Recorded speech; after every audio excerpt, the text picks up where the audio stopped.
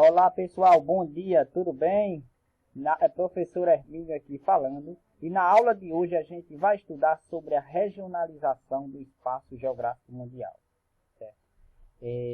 Já tínhamos estudado anteriormente que as terras emersas do planeta Terra, ela é dividida politicamente em países. Certo? E esses países, pessoal, eles são agrupados em blocos econômicos, em grupos regionais, seguindo vários critérios, certo? E é na aula de hoje que a gente vai estudar as diferentes formas de regionalizar, certo, esses países. De início, gostaria de trazer aqui para vocês dois termos, dois conceitos importantes, que a gente está discutindo hoje, que é região e regionalização. Trazer a definição desses termos, desses conceitos. Região, considerado um conceito-chave da geografia, um dos conceitos mais importantes da ciência geográfica, certo? É basicamente definido como uma área da superfície terrestre com características próprias e particulares que as diferenciam das demais. Esse é o conceito de região. Então, uma determinada porção do espaço que possui características próprias, particulares, que dão identidade àquele local, que vai diferenciar dos demais. Por exemplo, região nordeste do Brasil. Existem características, tanto do ponto de vista cultural como natural, tanto aqui no Rio Grande do Norte, quanto na Paraíba, no Ceará, que vai dar identidade à região nordeste. Que essas características não vamos encontrar na região norte, não vamos encontrar na região sul e assim por diante. Então, região é isso, pessoal. E regionalização corresponde ao processo de dividir uma área em regiões, de modo que cada uma delas apresente características comuns ou semelhantes. Certo?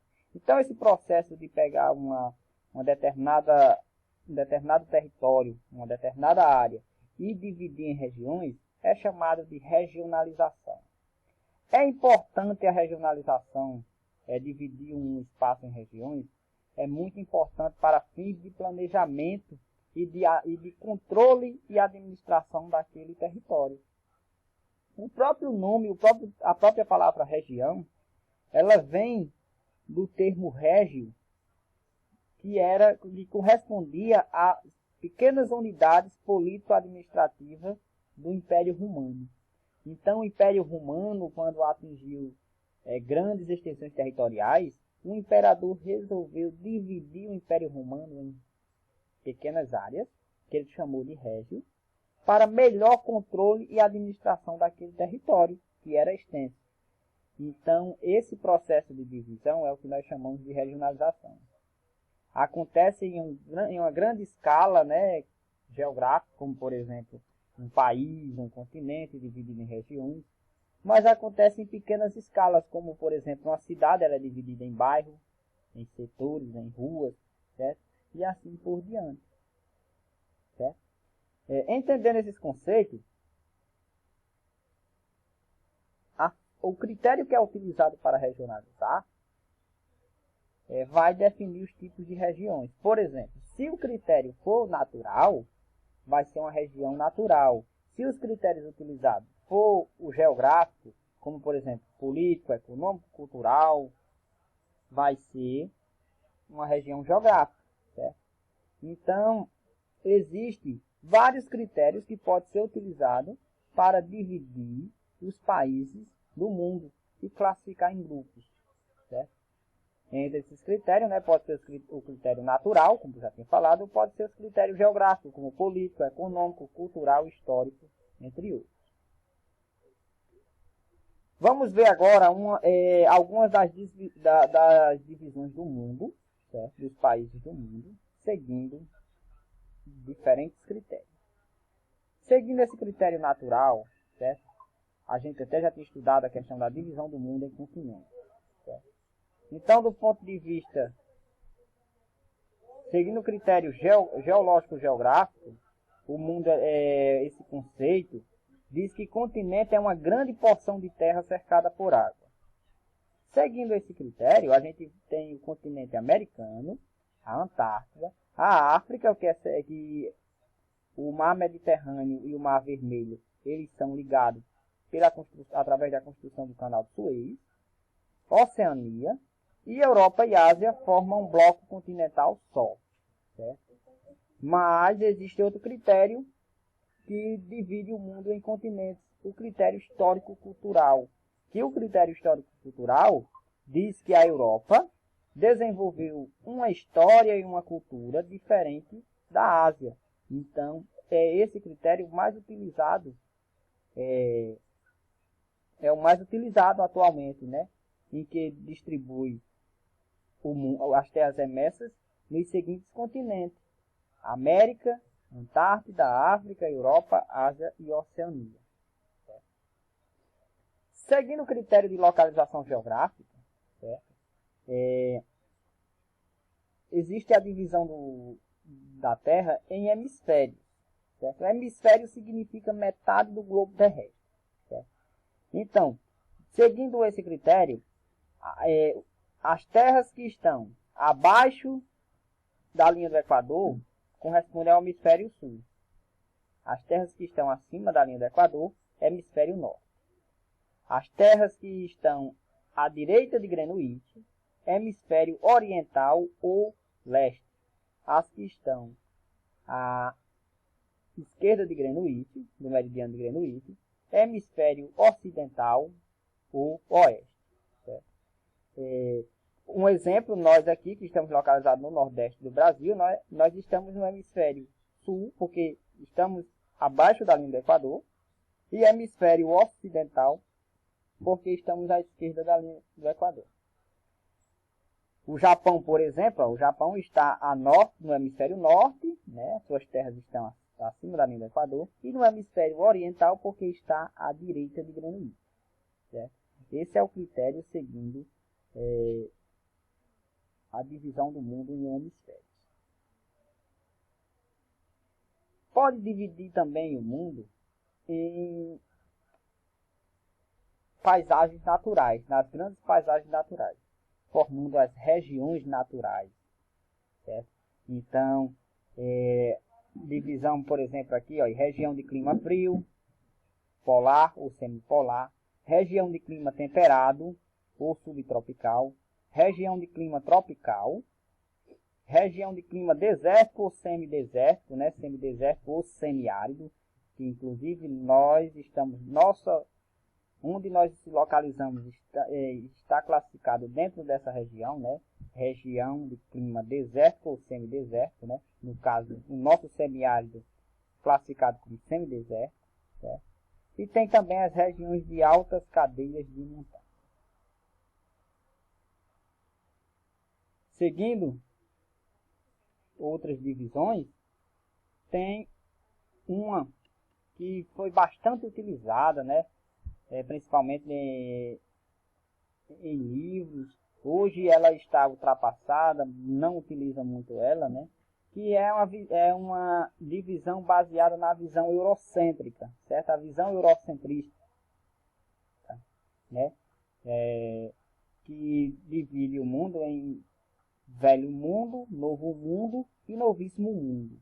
O velho mundo era aqueles que os europeus conheciam até o século XV, certo? Por exemplo, né, a Europa, a Ásia e a África. Essas eram as terras que os europeus conheciam até o século XV.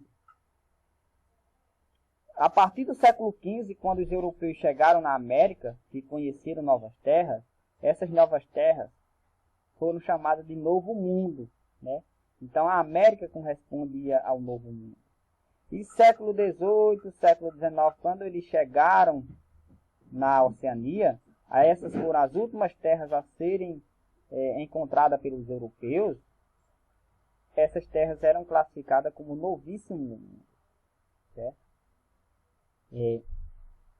Durante a Guerra Fria, que a gente até vai ter uma aula sobre a Guerra Fria depois aqui, que foi aquele período em que duas grandes potências disputavam a hegemonia do espaço geopolítico mundial, né? De um lado os Estados Unidos, país capitalista, do outro a União Soviética, país socialista, certo?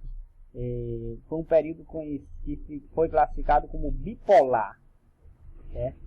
Então, durante a Guerra Fria, houve uma classificação em três mundos: primeiro, segundo e terceiro mundo. Os países foram agrupados, certo? Seguindo essa classificação, em que os países de primeiro mundo correspondiam àqueles países capitalistas industrializados, ou seja, os mais desenvolvidos: Canadá, Estados Unidos, países da Europa Ocidental capitalista, Austrália, Nova Zelândia e Japão. E os países de segundo mundo eram aqueles socialistas, aliados da União Soviética, certo? China, Cuba, a própria União Soviética, entre outros. E o terceiro mundo correspondia aos países capitalistas menos industrializados, certo? Ou seja, os mais pobres, ou aqueles países neutros, né? Aqueles que não estavam sob a influência nem de socialismo nem capitalismo, certo? Formavam o grupo dos países do terceiro mundo. Essa divisão hoje não faz mais sentido, porque com o fim da Guerra Fria houve o fim da bipolaridade, né? Entre Estados Unidos e União Soviética, entre capitalismo e socialismo. Daí ganhou força essa divisão baseada no desenvolvimento, no nível de desenvolvimento de cada país, certo? É a divisão, é a classificação que é mais utilizada atualmente, certo? Em que, seguindo o nível de desenvolvimento de cada país, os países são agrupados em países desenvolvidos e países em desenvolvimento. Países desenvolvidos correspondem àquelas nações com elevado grau de desenvolvimento econômico e social, por exemplo, né, Noruega, Austrália, Suíça, Alemanha, França, são aqueles países mais ricos e industrializados.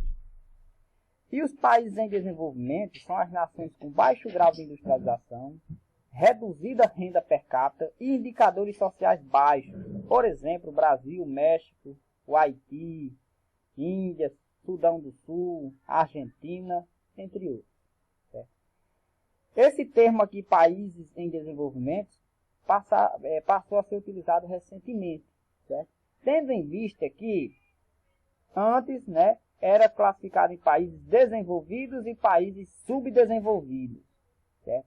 Só que o termo subdesenvolvido passou a ser utilizado como pejorativo a uma condição de que não pudesse ter um crescimento econômico, não pudesse se desenvolver, e muitas nações começaram a não quererem ser chamadas de países subdesenvolvidos.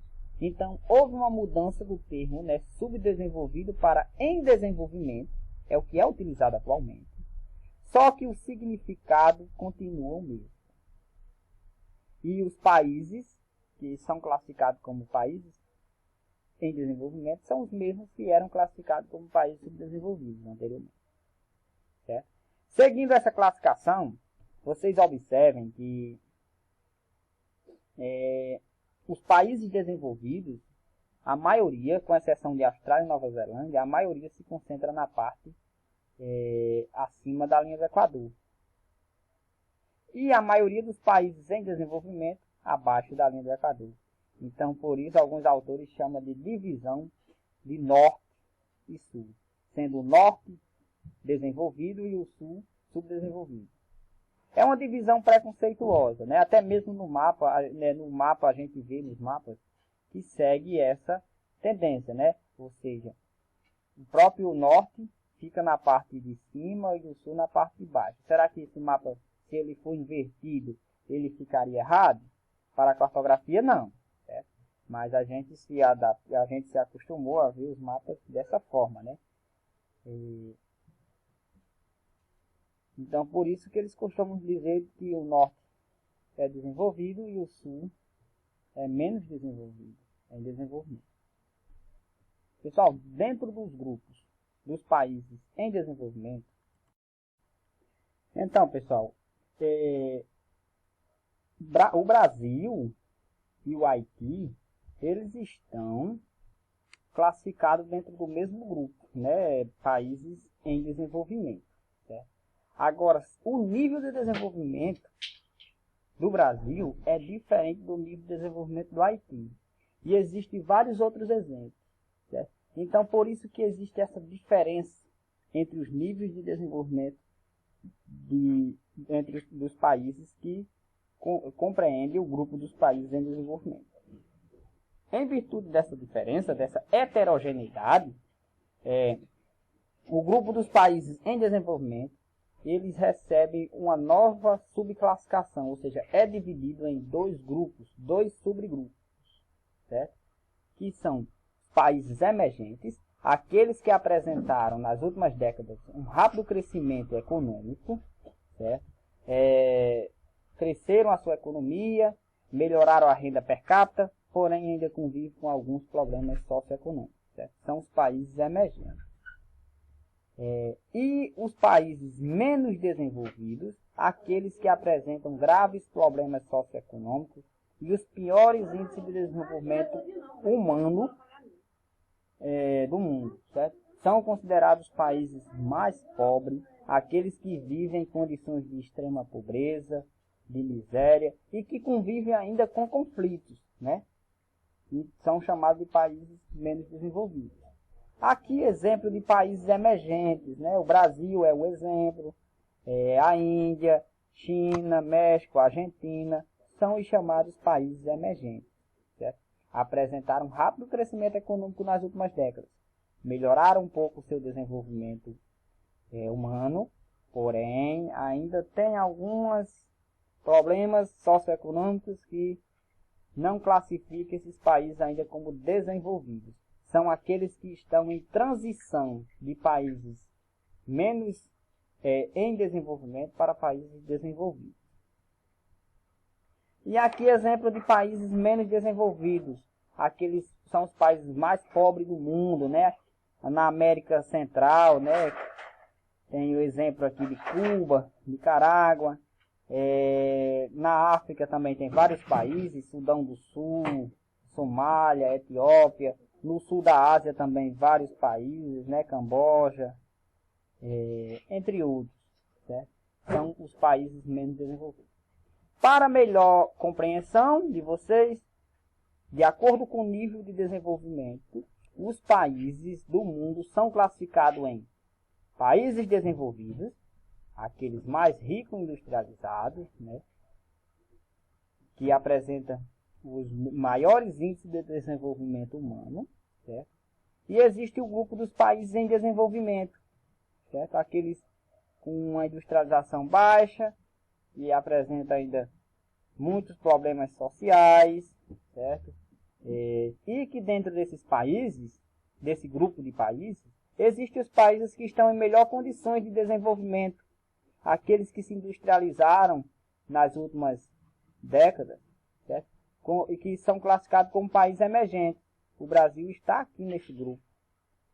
E existem os países que estão em condições de extrema pobreza, apresenta os piores índices de desenvolvimento humano do mundo, que são os países menos desenvolvidos. Certo?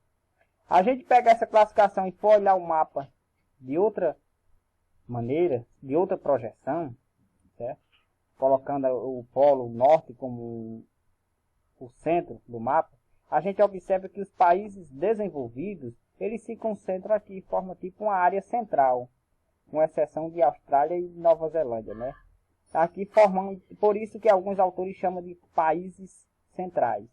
E os países em desenvolvimento, tanto os emergentes como os menos desenvolvidos, eles estão nas áreas mais periféricas, na periferia desses países mais desenvolvidos.